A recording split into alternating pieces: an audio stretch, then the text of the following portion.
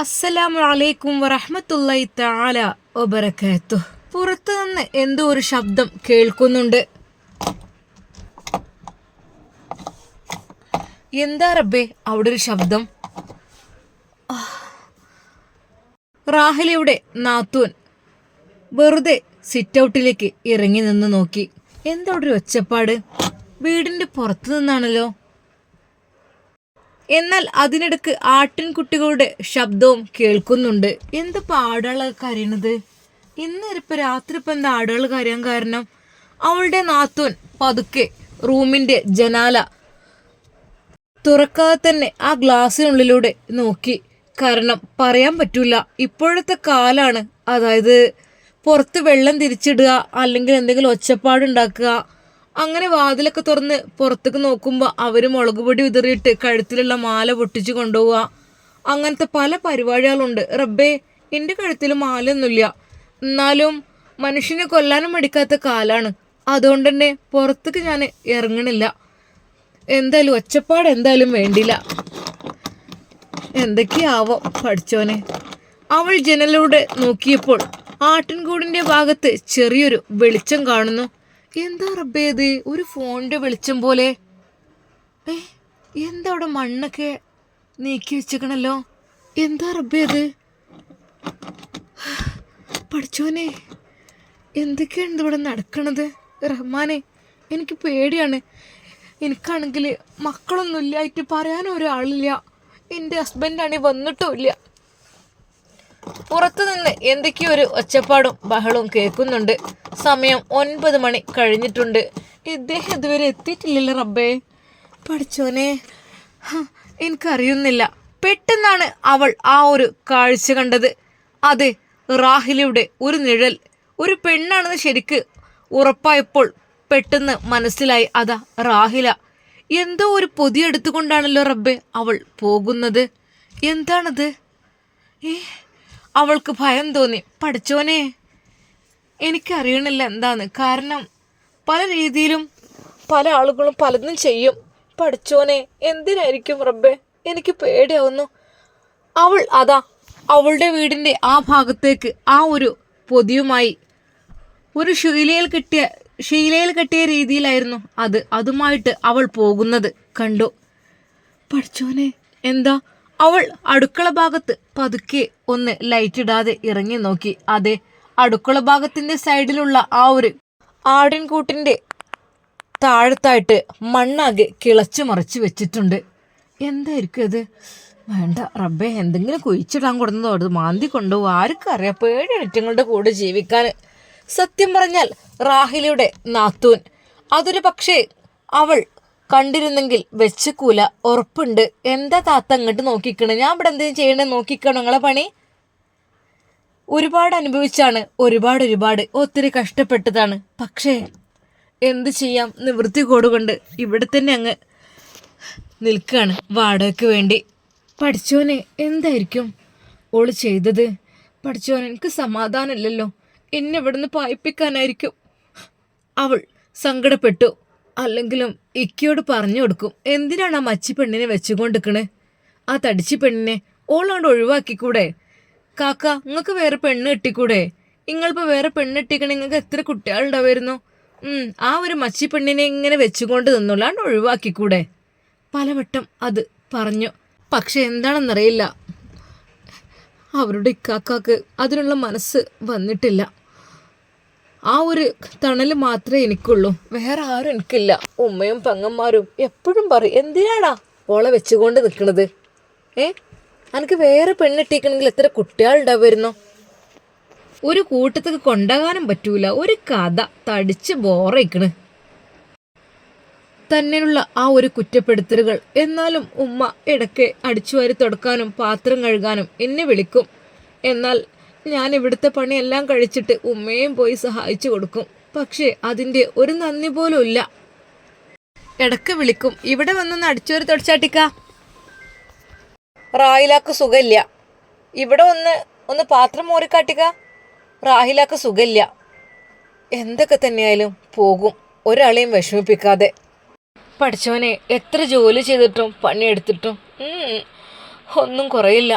മഞ്ഞൾ കിളക്കാനെന്ന് പറഞ്ഞിട്ട് പെരും മഴയത്ത് എന്നെ കൊണ്ട് അവിടെ കൈക്കോട്ട് കൊണ്ട് നല്ലോണം കിളപ്പിക്കും. നല്ലോണം ആഞ്ഞാട് കൊത്ത്, എന്നാലും എൻ്റെ തടി ഒന്നും അനങ്ങുള്ളൂ.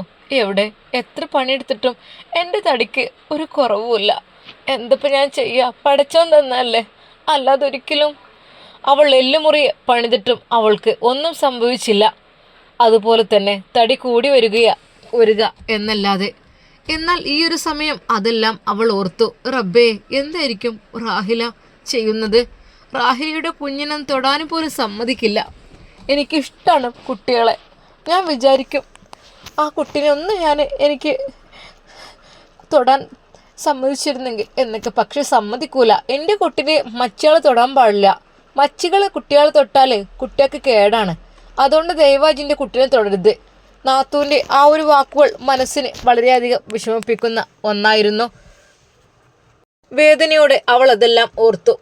ഇല്ല, അവൾ വേഗം അകത്തേക്ക് കയറി. ഒരു പക്ഷേ അതങ്ങനെ അവൾ കണ്ടു കഴിഞ്ഞാൽ എന്നെ വെച്ചക്കൂല. റബ്ബേ, അവൾ വേഗം തന്നെ അകത്തേക്ക് കയറുകയായിരുന്നു, തൻ്റെ പ്രിയപ്പെട്ട ഭർത്താവിനെ ഓർത്തുകൊണ്ട്. എന്നാൽ സമയം 10:30 ആയപ്പോഴാണ് ഭർത്താവ് വന്നത്. എന്നാൽ ആ സമയത്ത് വീണ്ടും ഒരു ശബ്ദം കേൾക്കുന്നു. പഠിച്ചോനെ, പിന്നെ ശബ്ദം കേൾക്കുന്നുണ്ടല്ലോ. എന്നാൽ ആദ്യം ആട്ടിൻകൂട്ടിൻ്റെ താഴെയാണ് അവൾ ശബ്ദമുണ്ടാക്കിയത് എങ്കിൽ ഇപ്രാവശ്യം ബാത്റൂമിൻ്റെ പിന്നിലായിരുന്നു. പഠിച്ചോനെ, അവിടെ നിന്നാണല്ലോ ഒച്ച കേൾക്കണത്. എന്തൊക്കെ റബ്ബേ ഇവിടെ നടക്കണമെങ്കിൽ പേടിയാണ്. അല്ലാ, നീ കാക്ക്. ഒന്നും വിശ്വസിക്കാൻ പറ്റൂല.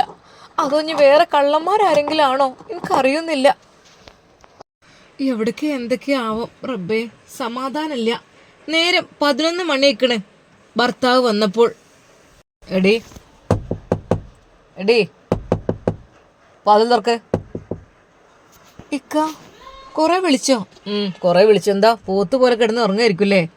എന്താണെന്നറിയില്ല, ഇതുവരെ സ്നേഹമുണ്ടായിരുന്ന തൻ്റെ ഭർത്താവിനും തന്നെ കളിയാക്കുന്ന രീതിയിലുള്ള ഒരു സംസാരമായിരുന്നു ഉണ്ടായിരുന്നത്. ഈ പോത്ത് പോലെ പണിയൊന്നുമില്ലാതെ കിടന്നുറങ്ങിയിട്ട് തന്നെ ഈ ഇങ്ങനെ തടിച്ച് വീർത്ത് വരുന്നത്. അതേ, കുറച്ച് ഉറക്കമൊക്കെ ഒന്ന് കുറച്ച് എക്സസൈസൊക്കെ ചെയ്യേ. എന്തായി എങ്ങനെ? ഇക്ക, ഞാനെല്ലാം ചെയ്യുന്നുണ്ടല്ലോ. ഭക്ഷണം ഞാൻ കഴിക്കാറില്ല സത്യമായിട്ടും. എത്ര ദിവസമായി രാത്രി ചോറ് കഴിച്ചിട്ട്. നിങ്ങൾക്കുണ്ടാക്കി വെക്കും എന്നല്ലാതെ ഉച്ചക്ക് അതും ഒരു പിടി കുറച്ച് വെജിറ്റബിളൊക്കെ കൂട്ടിയിട്ട് ഞാൻ തിന്നിട്ടല്ലേ ഇക്ക. പിന്നെന്താ, തിന്നാതെ എങ്ങനെ തടി? തിന്നിട്ടില്ല പോലും. എന്നാൽ പിന്നെ എന്തെങ്കിലുമൊക്കെ ഒന്ന് ചെയ്തൂടെ? ഇതിപ്പോൾ ഇക്ക ഇങ്ങൾക്കും എന്നെ വെറുത്തോ? കുറേ കഴിയുമ്പോൾ പിന്നെ ഇപ്പം എന്താ, കുട്ടികളും മക്കളും ഇല്ല, ഈ തടിയുള്ള എന്നെയും കൊണ്ടൊക്കെ നടക്കില്ല. ആൾക്കാർ പറയില്ലേ. ആൾക്കാരോ? ഏത് ആൾക്കാർ? എനിക്കറിയാം. ആൾക്കാരൊന്നും പറയില്ല. നിങ്ങളെ ഉമ്മയും പെങ്ങന്മാരും തന്നെ ആയിരിക്കും. എൻ്റെ ഉമ്മയും പെങ്ങന്മാരും തന്നെ. അവരെന്നെ എന്നോട് പറയണത്, വേറെ ആരുമില്ല. വൈകാതെ ഇതിലൊരു തീരുമാനം ഉണ്ടാക്കേണ്ടിയൊക്കെ വരും. ഇക്ക, നിങ്ങൾ എന്തീ പറയുന്നത്? എന്താ, കുട്ടികളെ പ്രസവിക്കാൻ എനിക്ക് കഴിവില്ലെങ്കിൽ പിന്നെ എന്താ എന്നെ വെച്ചുകൊണ്ടിരുന്നിട്ട് കാര്യം? അവൾക്ക് എന്ത് പറയണമെന്നായിപ്പോയി. അവളുടെ കണ്ണുകൾ നിറഞ്ഞൊഴുകി. ഇല്ല, എൻ്റെ ഇക്കയും എന്നെ വെറുത്ത് കഴിയാണ്. തൻ്റെ ഇക്കയോട് ആ ഒരു കാര്യത്തെക്കുറിച്ച് പറയണമെന്ന് വിചാരിച്ചു. ഇക്ക, അത് പിന്നെ എന്താടി? നമ്മളെ ആട്ടിൻ കൂടിൻ്റെ ചോട്ടിൽ മണ്ണൊക്കെ നീക്കിയതായിട്ട് കാണുന്നു. ഇപ്പം അവിടെ അപ്പുറത്ത് ഒച്ചപ്പാട് ഇങ്ങനെ കേൾക്കുന്ന പോലൊക്കെ തോന്നുന്നു. അതെന്തെങ്കിലുമൊക്കെ ആയിരിക്കും. അതിപ്പോൾ ചെവിടെടുത്തിരിക്കുക എൻ്റെ പണി. ഇക്ക, എന്തെങ്കിലും നിൻ്റെ മനസ്സിൽ തന്നെ അതാണ്. നിന്നെ ആരൊക്കെ നിനക്ക് വേണ്ടി എന്തൊക്കെ ചെയ്തു, അങ്ങനെ ചെയ്തു, ആ ചിന്താഗതി തന്നെ അതൊന്ന് മാറ്റ്. അല്ല പിന്നെ ഇക്ക, അതൊന്നുമല്ല, വേറെന്തോ ഒരുപാട് സമയം കിളക്കണ ഒച്ചയൊക്കെ ഒന്ന് പോയി തിരിയൊന്ന് എൻ്റെ ഒരു അന്ധവിശ്വാസം കൊണ്ട്. ഇക്ക, അതൊന്നുമല്ല, ഞാൻ ആടിൻകൂട്ടിൻ്റെ അവിടുന്ന് റാഹില പോകുന്നത് അങ്ങോട്ട് കണ്ടു. അതേ, എൻ്റെ പെങ്ങന്മാരെ കുറിച്ച് വേണ്ടാത്തത് നീ ഇങ്ങനെ പറയണ്ട.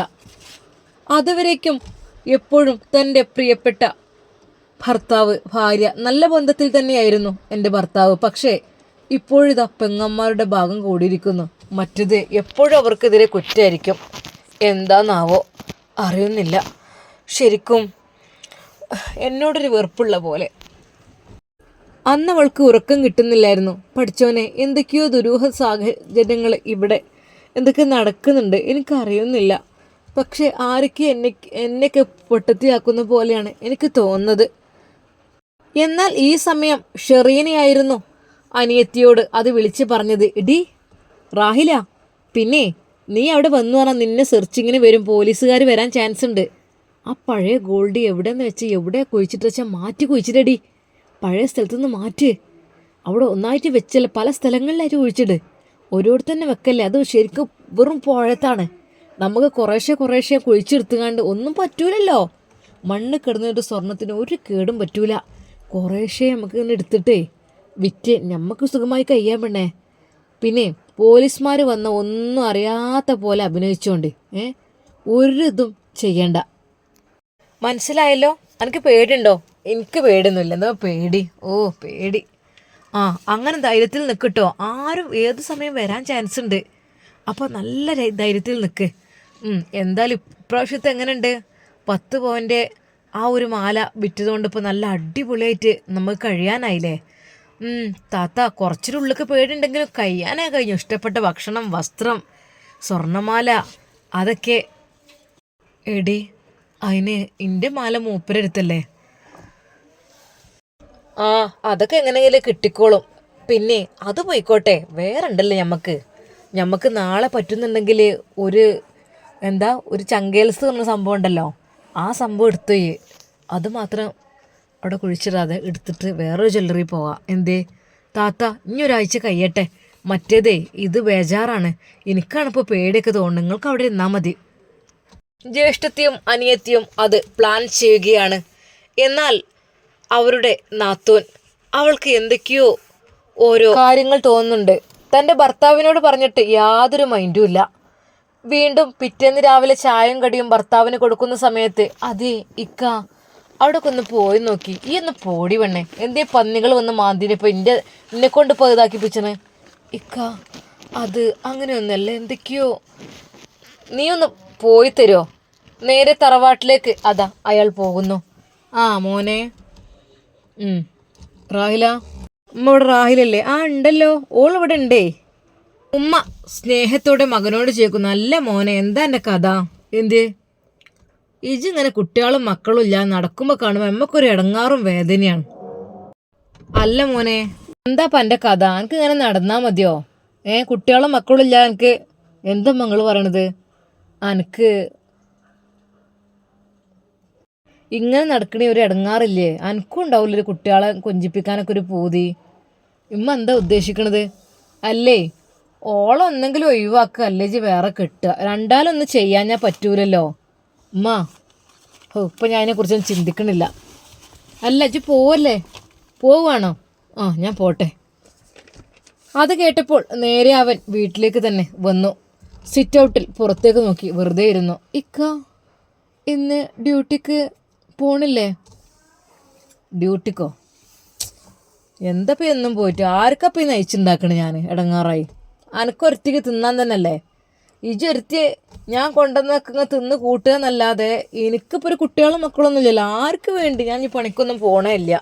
ഇക്ക അതെന്താ? ഒന്നുമില്ല, എന്നെ കൊണ്ട് കഴിയൂല അന്നെ തീറ്റിപ്പോറ്റാൻ. എൻ്റെ ഈ തണ്ടും തടിയും കണ്ട എന്താ ഇപ്പോൾ ഇത്? ഇനി കഴിയൂല, ഇനി മതി, പണിക്കൊക്കെ നിർത്തി. ശരിക്കും പറഞ്ഞാൽ അവൾ സങ്കടപ്പെട്ടു. പഠിച്ചോനെ, എല്ലാവരും എൻ്റെ തടിനെ കുറിച്ചാണല്ലോ പറയണത്. ഞാൻ എന്താ റബ്ബേ ഇങ്ങനെ?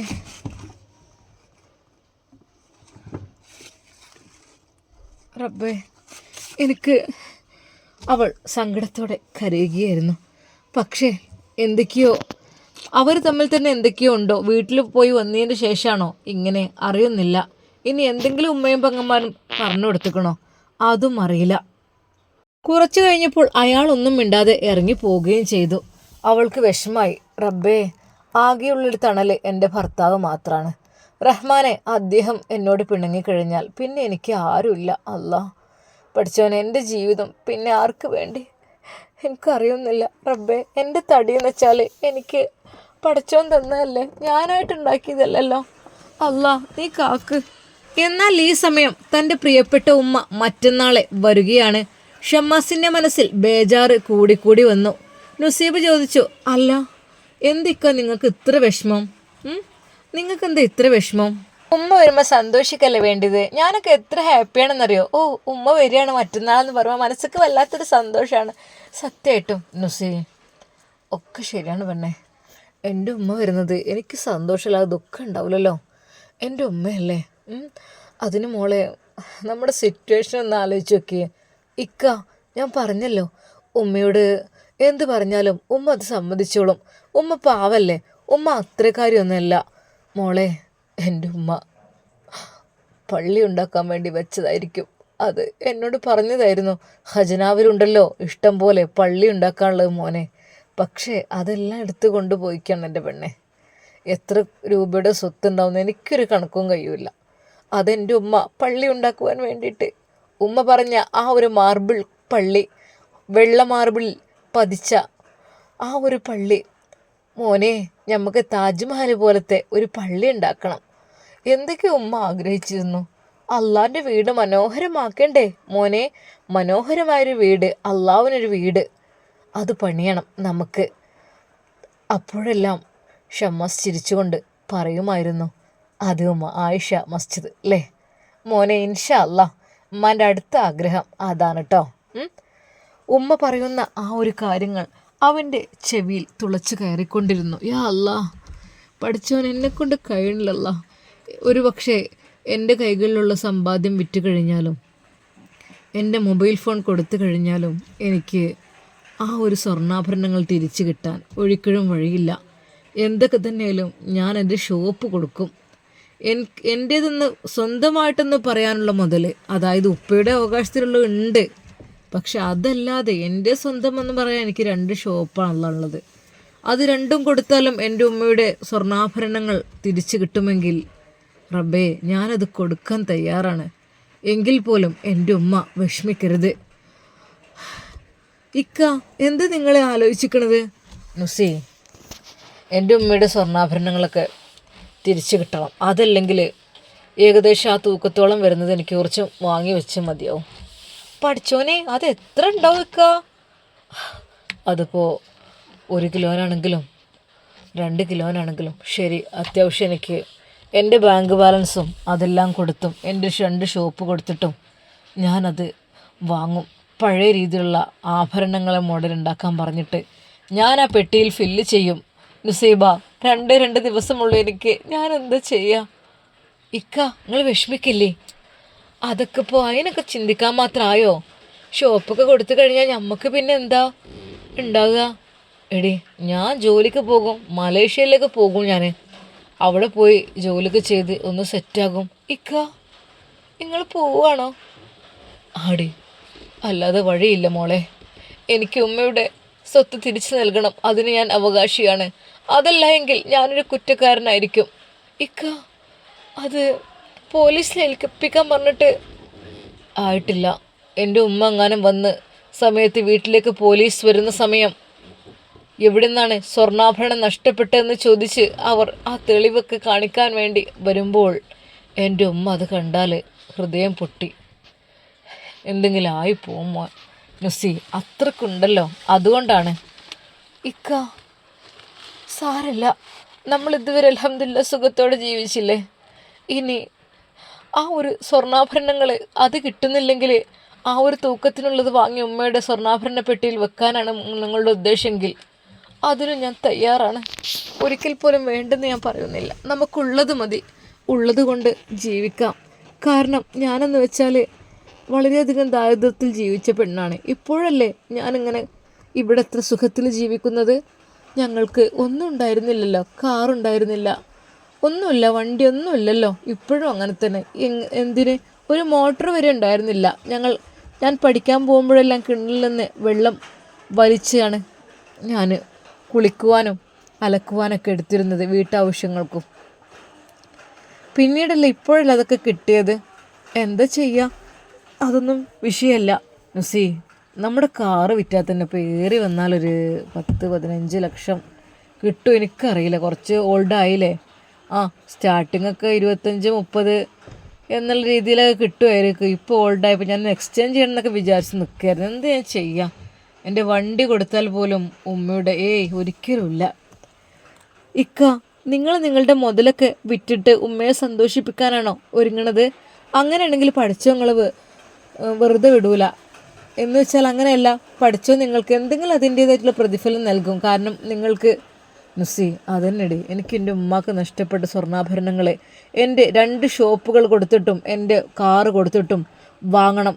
എന്നിട്ട് ഞാൻ അധ്വാനിക്കാൻ വേണ്ടി വീണ്ടും മലേഷ്യയിലേക്ക് പോകും. എൻ്റെ പെണ്ണെ, നീയും നമ്മുടെ കുഞ്ഞും സുഖമായി ഉമ്മയുടെ കൂടെ നിൽക്കണം. എന്താ ഇക്ക, നിങ്ങൾ പോവേ? അതേ മോളെ, പോട്ടെ. പോകാതിരിക്കാൻ കഴിയില്ല. അല്ലാതെ ഇപ്പം എന്താ ചെയ്യാം? എനിക്ക് ഉമ്മയുടെ കടം വീട്ടണ്ടേ? അത് വലിയൊരു കടമാണ്. മാർബിൾ പള്ളി എടുക്കാനുള്ള ഉമ്മയുടെ കടം അതെനിക്ക് വീട്ടാതെ വയ്യടി. എന്തിനാണ് ഇതൊക്കെ? പടച്ച റബ്ബ് നമുക്ക് തരുന്നു കൊണ്ടുപോകുന്നു, അങ്ങനെ വിചാരിച്ചാൽ മതി. അള്ളാഹു എനിക്ക് നൽകിയതാണ് ഇതൊക്കെ. പടച്ച റബ്ബ് തിരിച്ചെടുക്കുന്നു എന്ന് ഞാൻ വിചാരിക്കുന്നുള്ളൂ, അല്ലാതെ ഒന്നുമല്ലടി സത്യമായിട്ടും. ഷമ്മാസിൻ്റെ കണ്ണുകൾ നിറഞ്ഞൊഴുകുന്നത് നുസൈബ ശ്രദ്ധിക്കുന്നു. ഇക്ക, ഒന്ന് ഷോപ്പിലൊക്കെ ഒന്ന് പോയേക്ക്. ഇല്ലടി, കഴിയുന്നില്ല. വേണ്ട, അല്ലെങ്കിലും ഷോപ്പൊക്കെ ഇനി മറ്റാർക്കെങ്കിലും വേണ്ടി ഞാൻ കൊടുക്കല്ലേ. ഷമ്മാസ് തൻ്റെ ഫ്രണ്ടിനെ വിളിക്കുന്നു. ഹലോ അസ്കർ. ഷമ്മാസ്, അസ്സലാമു അലൈക്കും. അസ്കർ, എനിക്ക് ഒരു കാര്യം പറയാനുണ്ടായിരുന്നു. എന്താ ഷമ്മാസ്? വൈഫിൻ്റെ ഡെലിവറി? ഇല്ല, അടുത്ത മാസമൊക്കെ ആയിരിക്കും. എന്തെങ്കിലും ബുദ്ധിമുട്ടുണ്ടെങ്കിൽ വിളിച്ചോണ്ട് കേട്ടോ. എന്ത് ആവശ്യത്തിന് പറഞ്ഞോണ്ട്. അസ്കർ, ഞാനൊരു കാര്യത്തിനെ വിളിച്ചത്. എന്തേ? എൻ്റെ മൊബൈൽ ഷോപ്പ് ഞാൻ കൊടുക്കുകയാണ്. പിന്നെ കാറ് അതും കൊടുക്കണം. എന്താ ഷമ്മാസ് നിനക്ക്? എന്തിൻ്റെ കേടാ? മൊബൈൽ ഷോപ്പൊക്കെ എടുക്ക്. അത്രക്കും നല്ല രീതിയിൽ ബിസിനസ് നടന്നുകൊണ്ടിരിക്കുന്ന ഷോപ്പ് കൊടുക്കുക. എന്താ എനിക്ക്? അത് പറയരുത് അസ്കർ, നീ അത് എടുക്കണം. നിന്നെ ഏതെങ്കിലും സ്റ്റാഫിനെ ഏൽപ്പിച്ചിട്ട് അത് നടത്താൻ നിങ്ങൾ എടുത്തോളൂ. കാരണം എനിക്ക് എൻ്റെ 2 ഷോപ്പുണ്ട്. തൽക്കാലം ഞാൻ ഇവിടെ നിൽക്കുന്നില്ല, ഞാൻ പോവാണ്. എങ്ങോട്ട്? അല്ല, എനിക്ക് കുറച്ച് പ്രാരാബ്ദങ്ങളൊക്കെ ഉണ്ട്. എൻ്റെ പൊന്നാര ഷമ്മാസ്, അസ്കർ ഒന്ന് ഷോപ്പിലേക്ക് വാട്ടോ. വൈകുന്നേരം ജസ്റ്റ് ഒന്ന് കച്ചവടം ഉറപ്പിക്കാൻ മാത്രം. ഐഷാസ് മൊബൈൽ വേൾഡോ? ആഹാ, നിൻ്റെ ഉമ്മയുടെ ഹൃദയമാണത്. അതൊക്കെ വിൽക്കാൻ നിന്നാലേ പറഞ്ഞിട്ട് കാര്യമില്ല, കൊടുക്കന്നെ. ഇപ്പോൾ എനിക്ക് മലേഷ്യയിൽ പോലെ അത്യാവശ്യമായിട്ടുണ്ട്. സത്യം പറഞ്ഞാൽ അസ്കർ വരെ ഞെട്ടിപ്പോയി. നുസി, ഞാൻ അപ്പോൾ വരാട്ടോ. ഷമ്മാസ് കാറിൽ കയറി സീറ്റ് ബെൽറ്റ് ഇട്ടു, ഡോറടച്ചു. ആ സ്റ്റിയറിംഗ് പിടിച്ചുകൊണ്ട് അവൻ അതിലേക്ക് നോക്കി. അല്ലാ, എൻ്റെ കൈകളിൽ ഇത്രയും കാലം ഇത് ഞാൻ പിടിക്കാനുണ്ടായിരുന്നു, ഈ ഒരു സ്റ്റിയറിംഗ്. പക്ഷേ ഇനി ഇത് മറ്റാരുടെയെങ്കിലും കൈകളിലായിരിക്കും. അല്ലാ, അതുകൊണ്ട് പഠിച്ചോനെ, ഹയറായ ആളുകളുടെ ഇടയിൽ ഇതെത്തണേ. അപ്പോൾ തന്നെ ഷമ്മാസ് ആ ഒരു കാറുമായി നേരെ ഷോറൂമിലേക്കാണ് പോയത്. ഹലോ, നമസ്കാരം സർ. നമസ്കാരം. പുതിയ കാറ് ഏതാണ് നോക്കണോ? ഒരുപാട് കാറുകളെക്കുറിച്ച് അപ്പോൾ തന്നെ പരിചയപ്പെടുത്തി കൊടുത്തു. കാരണം ഇടയ്ക്കിടെ കാർ എക്സ്ചേഞ്ച് ചെയ്യുന്ന ആളായതുകൊണ്ട് തന്നെ ഷമ്മാസിന് അവർക്ക് പരിചയമായിരുന്നു. എന്നാൽ അവൻ പറഞ്ഞു, അത് സർ, കാറ് പുതിയതെടുക്കാനല്ല, ഇതൊന്ന് വിൽക്കാനാണ് ഞാൻ വന്നത്. ഷമ്മാസ്, ഇതധികം നല്ല ഓടിക്കൊണ്ടിരിക്കുന്ന നല്ല വാഹനമല്ലേ, ഇതിപ്പോൾ എന്ത് പ്രോബ്ലം? നല്ല മൈലേജും കാര്യങ്ങളും ഒക്കെ നല്ല കംഫർട്ടാണല്ലോ. തൽക്കാലം ഈ ഒരു കാർ എനിക്ക് വിൽക്കണം. ഇപ്പം എനിക്ക് വേണ്ട. ഇനി ഞാൻ വിദേശത്ത് പോവുകയാണ്, അത് കഴിഞ്ഞിട്ട്. ഓക്കെ. അപ്പോൾ എന്താണ് എക്സ്ചേഞ്ച്? ഇപ്പോൾ ഞാൻ വരാം കേട്ടോ. നിങ്ങളതിൻ്റെ കണക്കും കാര്യങ്ങളൊക്കെ എത്രയെന്ന് വെച്ചാൽ കൂട്ടി നോക്കിക്കോളും. ഓക്കെ. അവർ കാറിൻ്റെ ഉൾഭാഗവും പുറംഭാഗവും ഒക്കെ ചെക്ക് ചെയ്തു. യാതൊരു രീതിയിലുള്ള പ്രോബ്ലങ്ങളും ഇല്ല, യാതൊരു പോറലോ ഒന്നുമില്ല. മൊത്തത്തിൽ നല്ല വൃത്തിയുള്ള നല്ല കണ്ടീഷൻ വണ്ടിയാണ്, കുഴപ്പമൊന്നുമില്ല. അധികം പഴക്കമായിട്ടുമില്ല. ഷമ്മാസ്, ഇത് നമുക്ക് പെട്ടെന്ന് കുഴപ്പമില്ലാത്ത രീതിയിലുള്ള കേടൊന്നും വന്നിട്ടില്ല. എന്താ ഷമ്മാസ്, പുതിയ കാറ് ലോഞ്ച് ചെയ്യുന്നുണ്ട്, അത് നോക്കിയാലോ?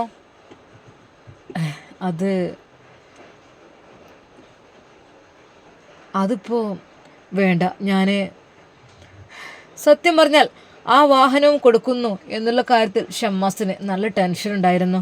റബ്ബേ അല്ലാ, എല്ലാം കൊടുക്കന്നെ. ഉമ്മയുടെ സ്വത്ത് എനിക്ക് തിരിച്ചെടുക്കുവാൻ വേണ്ടി അതേ മാർഗമുള്ളൂ. എൻ്റെ മുതലുകളെല്ലാം വിൽക്കുക. പിന്നെ എൻ്റെ നുസി, എൻ്റെ ഏത് വിഷമഘട്ടത്തിലും അവൾ എൻ്റെ കൂടെ കൂടും എന്നെനിക്ക് ഉറപ്പുണ്ട്. എന്തൊക്കെ തന്നെയാലും ചെറിയ രീതിയിലുള്ള ജോലിയാണെങ്കിലും അല്ലെങ്കിൽ മലേഷ്യയിൽ പോയി കഷ്ടപ്പെട്ടിട്ടാണെങ്കിലും എനിക്ക് എൻ്റെ ഉമ്മയുടെ സ്വർണമെല്ലാം എനിക്ക് തിരിച്ചെടുക്കണം. ഷമ്മാസിൻ്റെ മനസ്സിൽ അതായിരുന്നു ചിന്ത. അവൻ എന്തൊക്കെ തന്നെയാലും ഉമ്മയുടെ ആഗ്രഹം സാധിപ്പിക്കണം. അല്ലാതെ റബ്ബെ, മരിച്ചാൽ എനിക്ക് എന്തെങ്കിലുമൊക്കെ പറ്റിപ്പോവും. പടച്ച റബ്ബിന് ഇഷ്ടമുണ്ടാവില്ല. ഞാനായിട്ട് തന്നെയാണ് എല്ലാത്തിനും ഒരുങ്ങി പുറപ്പെട്ടത്. എൻ്റെ നുസിയെ ഒരിക്കലും പറയാൻ പറ്റില്ല. കാരണം അവളെന്ന് വെച്ചാൽ എൻ്റെ ജീവനാണ്. അവൾക്ക് എൻ്റെ കൂടെ ജീവിക്കണം എന്നുള്ള അതിയായ ആഗ്രഹം മാത്രമാണ് ഞങ്ങളെ വീണ്ടും പുത്തൻമേട് തറവാട്ടിലേക്ക് കൊണ്ടുവന്നത്. പക്ഷേ ആ ഒരു കാരണം കൊണ്ട് എൻ്റേതെല്ലാം നഷ്ടപ്പെടുന്നു എന്നുള്ളതൊന്നും എനിക്ക് വിഷയമല്ല. സാരല്ല, പടച്ച റബ്ബ് തന്നത് പടച്ച റബ്ബ് തന്നെ തിരിച്ചെടുക്കുന്നു. അതേ ഞാൻ പറയുവാൻ നിൽക്കുന്നുള്ളൂ. അതേ എനിക്ക് ഉള്ളൂ. വേറൊന്നുമല്ല. അള്ളാഹു നൽകിയത് അള്ളാഹു കൊണ്ടുപോകുന്നു. അതിലിപ്പോൾ ഖേദിക്കാനൊന്നുമില്ല. ഷമ്മാസ് വാഹനം ഓടിക്കുന്നതിനിടയിൽ ആലോചിക്കുകയാണ്, പഠിച്ചോനെ റഹ്മാനെ, എല്ലാം നല്ലതിനായിരിക്കും. അള്ളാഹു ഹൈർ ചെയ്യട്ടെ. ഷമ്മാസ് അതാ റൂമിലേക്ക് പോകുവാൻ വേണ്ടി നിൽക്കുകയാണ്. താഴെ ഫ്ലാറ്റിന് മുകളിൽ തൻ്റെ പ്രിയപ്പെട്ട പെണ്ണ് നോക്കി നിൽക്കുന്നുണ്ടാവും. ഷമ്മാസ് ഒരു നിമിഷം ഷോപ്പിലേക്ക് പോകണോ അതോ ഫ്ലാറ്റിലേക്ക് പോകണോ എന്ന് തീരുമാനിച്ചിരിക്കുകയാണ്. കാറിൽ നിന്ന് ഇറങ്ങുവാനും തോന്നില്ല. എന്താണെന്നറിയില്ല. പഠിച്ചോനെ സാരല്ല. അള്ളാഹുവേ, എൻ്റെ മനസ്സിൽ നീ സമാധാനം സന്തോഷം കൊണ്ടല്ല എൻ്റെ 2 ഷോപ്പുകളും എൻ്റെ കാറും ഞാൻ കൊടുക്കുകയാണ്. കൊടുത്തിട്ട് പഠിച്ചോനെ ഞാൻ മലേഷ്യയിലേക്ക്. എൻ്റെ നുസിയുടെ പ്രസവം അതെനിക്ക് കാണാൻ ഒത്തിരി ആഗ്രഹമുണ്ട്. പക്ഷേ എന്തായി തീരും അറിയുന്നില്ല. അല്ലാ, എൻ്റെ ഉമ്മ മറ്റന്നാൾ വരികയാണ്. വരുമ്പോഴേക്കും ഞാൻ എന്ത് ചെയ്യും റബ്ബേ? എന്ത് ചെയ്യും എനിക്കറിയുന്നില്ല. അല്ലാ, നീ എന്തെങ്കിലും ഒരു വഴി കാണിച്ചു കൊണ്ടുതാ. പെട്ടെന്നാണ് അതാ മുഹ്സിൻ തങ്ങളുടെ ഫോൺ കോൾ വന്നത്. ഹലോ ഷമ്മാസ്, അസ്സലാമു അലൈക്കും. വലൈക്കും അസ്സലാം വറഹ്മത്തുള്ള. എന്താടാ ശബ്ദം വല്ലാണ്ടിരിക്കുന്നല്ലോ? തങ്ങളെ, എൻ്റെ ഉമ്മ വരികയാണ് മറ്റന്നാളെ. അതിനെന്താടാ, ഉമ്മ വരുമ്പോൾ സന്തോഷമല്ലേ? ഉമ്മ വരുമ്പോൾ സന്തോഷം തന്നെയാണ്. പക്ഷേ ഉമ്മയുടെ മുതൽ നഷ്ടപ്പെട്ടില്ലേ ഞാനിവിടെ ഉണ്ടാകുമ്പോഴേ, അതാണ് എനിക്ക് സങ്കടം. ഷമ്മാസ്, പടച്ച റബ്ബെല്ലാം കാണുന്നുണ്ട്, വഴി ഉണ്ടാകും. നീ വിഷമിക്കല്ലേ കേട്ടോ. പടച്ച റബ്ബിനോട് നല്ല ദുആ ചെയ്യുക. അതെനിക്ക് പറയാനുള്ളൂ. അത് മാത്രം. അള്ളാഹുവിനോട് ചോദിക്കൂ, അള്ളാഹു തിരിച്ചു തരും എന്നാണല്ലോ. ഇൻഷാ അല്ലാഹ് വൈകാതെ തന്നെ കിട്ടും കേട്ടോ. ആ ഒരു വാക്ക് നിനക്ക് പോരെ? തങ്ങളെ, കരയാതിരിക്കൂ. പഠിച്ച റബ്ബിനോട് മാക്സിമം ദുആ ചെയ്തോളൂ കേട്ടോ. തങ്ങളെ, ഞാൻ എൻ്റെ ഉമ്മാക്കുള്ളതെല്ലാം ഞാൻ വാങ്ങിക്കൊടുക്കുകയാണ്. എങ്ങനെ? എൻ്റെ ഷോപ്പും കാര്യങ്ങളും എൻ്റെ വണ്ടിയൊക്കെ ഞാൻ കൊടുക്കുകയാണ് തങ്ങളെ. എന്നിട്ട് അതുകൊണ്ട് എൻ്റെ ഉമ്മയുടെ നഷ്ടപ്പെട്ട ആഭരണങ്ങൾ എനിക്ക് വാങ്ങിച്ചു കൊടുക്കണം. ഷമ്മാസ്, നീ അതൊക്കെ വിറ്റിട്ട് ആഭരണങ്ങൾ വാങ്ങുകയാണെങ്കിൽ ഒരിക്കൽ പോലും നിനക്കത് തിരിച്ച് കിട്ടില്ല കേട്ടോ. നിനക്ക് തിരിച്ച് കിട്ടിയിട്ടുണ്ട് ഒന്ന് അല്ലേ? ഓക്കെ, ഒന്ന് തിരിച്ച് കിട്ടിയിട്ടുണ്ട് അല്ലേ? ബാക്കിയുള്ളതൊന്നും വിറ്റ് എന്ന് കരുതിയിട്ട് ജ്വല്ലറിയിൽ നിന്ന് തിരിച്ച് കിട്ടാൻ പോകുന്നില്ല കേട്ടോ. തങ്ങളെ, ജ്വല്ലറിയിൽ നിന്ന് കിട്ടിയില്ലെങ്കിലും ആ തൂക്കത്തിലുള്ള കുറച്ച് ഗോൾഡ് കിട്ടിയാൽ മതി. എൻ്റെ ഉമ്മാക്ക് പള്ളി എടുക്കാനുള്ളതായിരുന്നു തങ്ങളെ. അത് സത്യമായിട്ടും അവൻ കരഞ്ഞുകൊണ്ടാണ് അത് പറഞ്ഞത്. മോനെ ഷമ്മാസ്, വിഷമിക്കല്ലേ. നിനക്ക് എന്നെ വിശ്വാസമല്ലേ? വിഷമിക്കല്ലേ, നീയേ ഒന്നും ഉണ്ടാവില്ല, നീ വിഷമിക്കല്ലേ. തങ്ങളുടെ ആശ്വാസം പകരുന്ന ആ ഒരു വാക്ക്. ഷമ്മാസ്, പടച്ച റബ്ബിനോട് ദുആ ചെയ്തുകൊണ്ടേയിരിക്കുക. യാ ഫത്താഹു യാ അല്ലാ, യാ ഖാലിഖു യാ അല്ലാ.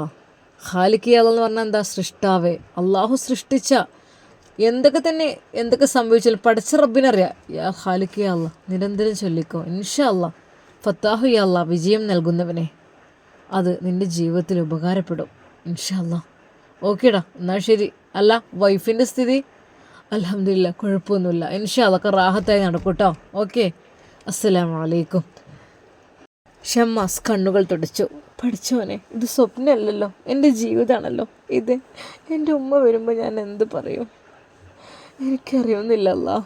ഷമ്മാസ് പൊട്ടിക്കരയുകയാണ് ആ കാറിൽ ഇരുന്നു കൊണ്ട്. ഇൻഷാ അല്ലാ നമുക്കിതിൻ്റെ ബാക്കി ഭാഗം നാളെ കാണാം. അതുവരേക്കും എല്ലാവർക്കും അസ്സലാമു അലൈക്കും വറഹ്മത്തുള്ളാഹി തആല വബറകാതുഹു.